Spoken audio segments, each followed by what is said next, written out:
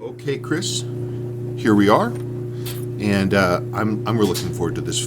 Servicing one of these is always an interesting challenge, so I am looking forward to seeing how this goes. This is always one that you have to sort of stop and think a little more clearly about what you're doing. A cat got in here. I'm gonna get that done. These are interesting, beautiful casing. These are one of the ones that's a front loader. You can't get the back off. But also, these are the ones that have the external adjuster for accuracy, fine tuning for accuracy there. There's a little teeny tiny gasket around here, and that's always very interesting to deal with. Okay. You can see the fine adjust. You pull the movement, and there is this little screw. And what you do is this is actually just a blocking plate. So what you do is you actually unscrew this, and it has a seal around it, and then that gives you access to that screw, which allows you to adjust the balance, which is pretty darn neat. These also have a locking ring for the movement that you have to twiddle back and forth to lock it in place. And you can't just, when you pop the crystal off of these, you can't just grab the movement and go. You gotta absolutely you turn that, and then we get better. Here is there's the movement with the weight taken out. For fun, I put the adjuster back in place.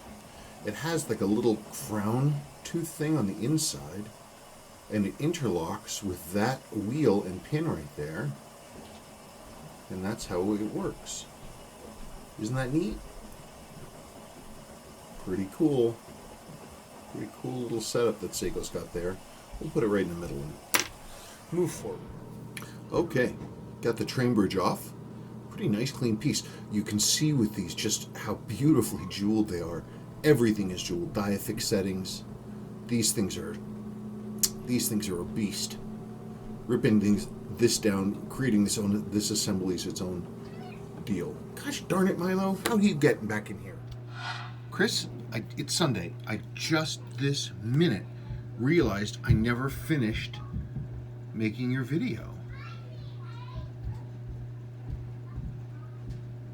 There it is. These are criminally nice watches.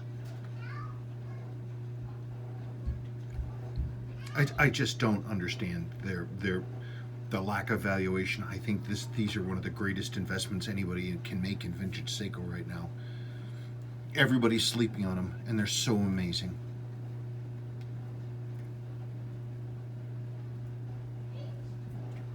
There it is. I mean, it's all done. That's your little cap for the adjuster. The only part I ended up replacing was the day wheel.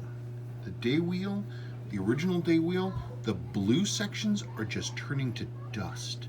The rest of them are fine, but the blue is just, look, you can see the Saturday, see how it just wiped away? It's like just powder sitting on the surface, so I have to figure out how to deal with that, but as it was, I had another one, so I put one in for you.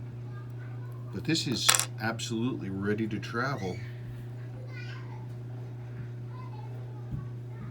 Criminally underrated watches.